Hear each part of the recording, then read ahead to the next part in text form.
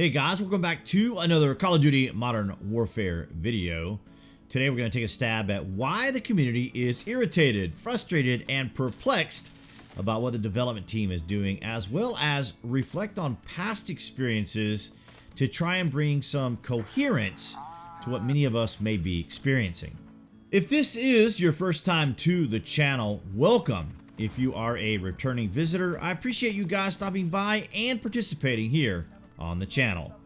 I've not had the opportunity to work in the game development field, so what I have to offer you is just my experience as a gamer over years of alpha and beta testing, along with being an insider for game titles that I have covered here on the channel.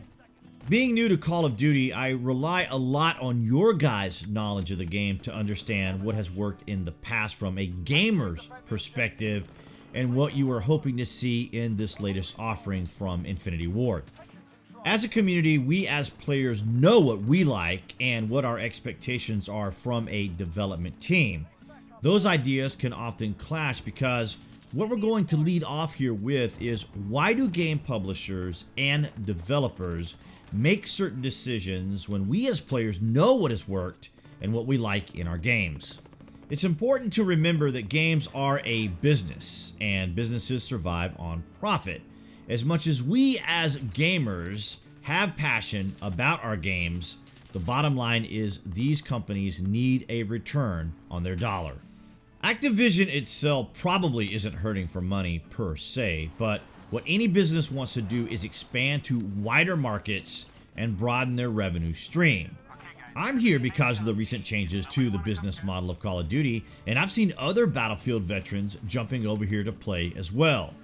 From an investor, shareholder, or developer's perspective, they're going to be looking at their competition, they're going to be analyzing the data, metrics, retention, saturation, influx, continuity, ROI, return on investment, and any number of other metrics to see where they've succeeded and where they need to fine-tune to yield the best results they're looking for.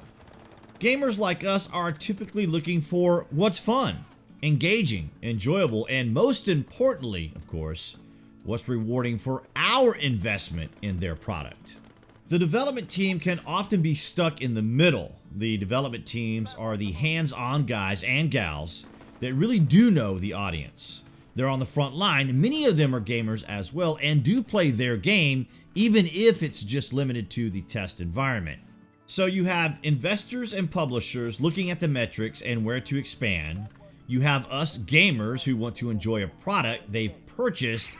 And then you have the development team that has to appease investors, shareholders, publishers, and the gaming community.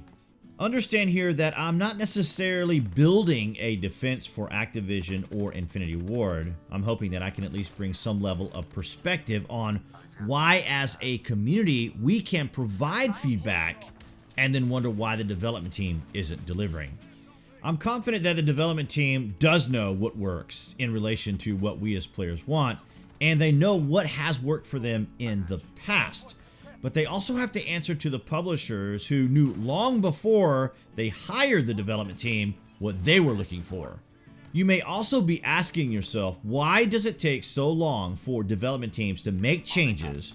Or why is it that after nearly a year, the development team finally makes the changes the players are asking for? Well, that's because the investors and publishers are looking at the metrics.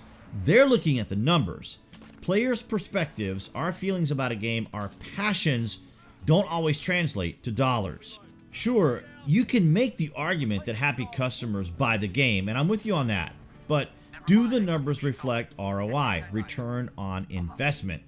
I personally worked in sales and marketing where numbers, statistics, metrics, and data are king, but I'm also a finesse kind of person. I like what feels good. I like ebb and flow, not necessarily static numbers, trends, analysis, projections, and calculations. My channel is a perfect example of that. I don't go with the flashy clickbait thumbnails. I don't necessarily leverage the algorithm to escalate my videos for suggested or recommended videos. Well, I kind of do. And I also don't always make intentional 10-minute premium time limit content. For me, I want to share what I'm passionate about, and if people like it, great. Perhaps they'll click like and subscribe. That's kind of the goal and premise of my channel. Yes, there are metric adjustments I can make or make changes here and there to excite the algorithm. This all happens in the background, so perhaps people wouldn't necessarily notice, but other creators would. But I digress. Let's get back on topic. After having played the game for 2 months, I can clearly see a lot of the irritation, frustration, and annoyance that is in the community. Believe me, I see and hear a lot of your guys' feedback, and I'm pretty sure that the development team also feels the frustration, and they may be frustrated too. They may be trying to carefully explain to the shareholders and publishers that the core community members are irritated and annoyed, and that these people are the foundation of their product, and they're unhappy right now. It's a delicate balancing act to approach the higher-ups who have hired you as an employee to build their vision. I am watching fellow creators, those who are more experienced with the game and have played for quite some time, and kind of gathering, their thoughts and opinions on the game as well. And I can totally relate. We just had a rather unpopular 5.2 TTK update in Battlefield. Just as players were coming back and enjoying the newest Pacific Theater content, DICE releases this punch-in-the-gut update. In conclusion, guys, it can often be a rather turbulent battle between publishers, developers, and gamers. And that's going to wrap it up for this segment. I hope this brought a little more perspective to what you may be experiencing.